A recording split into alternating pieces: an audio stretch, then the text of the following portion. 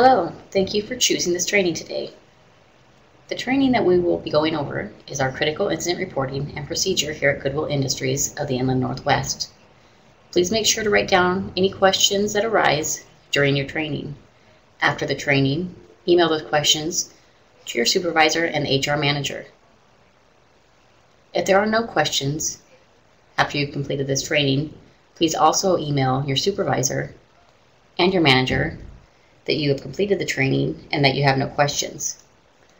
Once we receive that email, you will receive an acknowledgement. Please print that acknowledgement, sign it, and date it, and then send that to the HR department on the next available truck.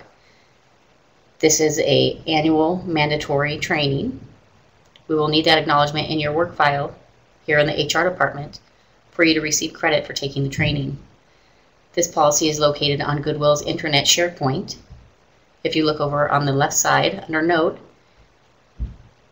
you'll see the link to our SharePoint here at Goodwill. So let's get started with the training. If you need to pause the training at any time, on the bottom part of the PowerPoint is the pause button. It is the policy of Goodwill Industries of the Inland Northwest that all critical incidents having a major impact on an individual or the organization will be reported and will be investigated.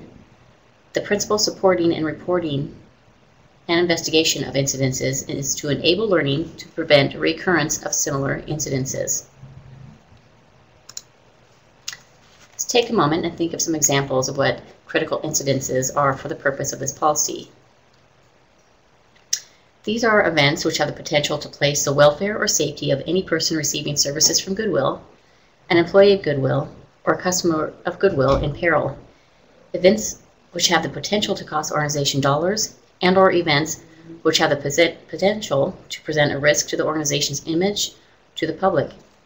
Incidences considered to be minor in nature will be reported to the department supervisor. Minor incidences may become critical if they become repetitive in nature. Some critical incidences that are typical are listed here: death, serious injury, violence or aggression, seclusion or restraint, a lost or missing participant, communicable diseases, infection control, display of a weapon, biohazard materials, illicit substances, illness that are unusual or repetitive nature, an apparent seizure activity, any atypical behavior, abuse or neglect, suicide or an attempted suicide, alleged or suspected criminal activities involving staff or others, a medication error, adverse reaction to medication, sentinel events, or any major event that would impact Goodwill's ability to operate daily and would require immediate investigation, a vehicular accident resulting in death or serious injury, and there may be others that are not listed here. So what is the procedure if an incident does occur?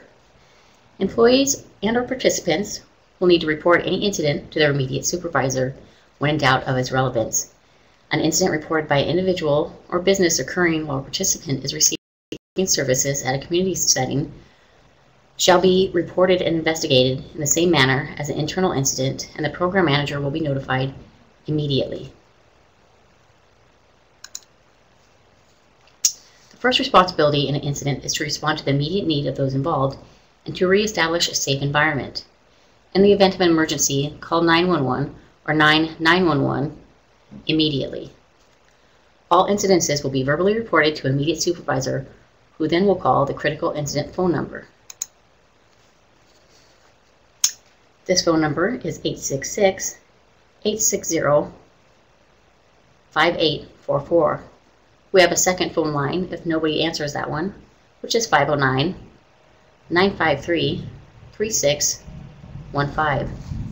Again, this number is listed on our shared site under our policy manual titled Critical Incident. Make sure that you speak with a designated critical incident responder. The critical incident responder will notify the safety and loss prevention coordinator, who may contact law enforcement if determined necessary, and/or the Workforce and Family Services Program Manager based on the nature of the incident. An incident report must be completed as soon as possible after the incident and is to be confined to accurate, factual statements. Opinions should not be recorded. The incident report must be forwarded to the Safety and Loss Prevention Coordinator within 24 hours after the incident has occurred. The Safety and Loss Coordinator will send a copy of the incident report to the appropriate manager, the President or CEO of Goodwill, and if the incident involves the media, a copy will be sent to the Deputy Director of Corporate Communications. Internal investigations of critical incident events will be initiated by the Director of Human Resources with the Safety and Loss Coordinator as directed by the President or CEO. Action plans will be developed to implement investigative recommendations under the direction of the President or CEO. Why do we have this policy and procedure? A culture of learning from outcomes of critical incidences will be encouraged in performance improvement by sharing lessons through staff training. Critical incidences and outcomes will be reviewed concurrently with the critical incident reporting policy for all locations on an annual basis. Incident reports will be filed in an incident report file, which will be secured in the Safety and Loss Prevention Office. At the end of the year, the Safety and Loss Prevention Coordinator will compile a written analysis of critical incidences which occurred during the year. The analysis will address possible causes, trends, improvement plans implemented, staff training documentation, and verification of adherence to internal and external reporting requirements. This report will be presented to the President and CEO, who will be responsible for reporting to the Board of Directors. Incident reports and yearly written reports will be kept for a period of 7 years. This is the primary responsibility of the Safety and Loss Prevention Coordinator and the President and CEO of Goodwill. Here are some schematics for individuals who are more of a visual learner. The schematic is for our hourly employees. When a critical incident occurs, if it is an emergency, that employee should call 911 or 911 immediately. After that, they need to make sure the environment is safe and provide medical care if necessary, and then make a verbal report to his or her immediate supervisor. The critical incident reporting procedure for the immediate supervisor: they may receive the report by another employee. They will call the critical incident responder line at 866-860-5844 or 509-953-3615. They will then coordinate area response in partnership with critical incident responder. And as soon as possible, within 24 hours, hopefully, they will submit a critical incident report to the Safety and Loss Prevention Coordinator.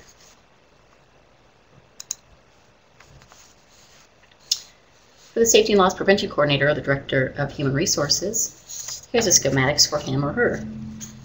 They will be receiving a report by the immediate supervisor.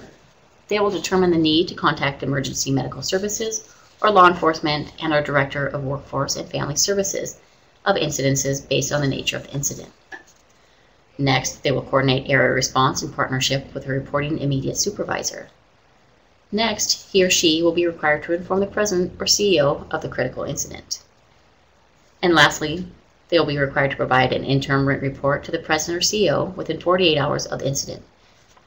They may need to copy the Deputy Director of Corporate Communications when it has been directed by the President or the CEO to do so. If at any time you have questions regarding this policy or any of our policies, please do not hesitate to contact the HR department or the Safety and Loss Prevention Coordinator. Again, thank you for listening to this training,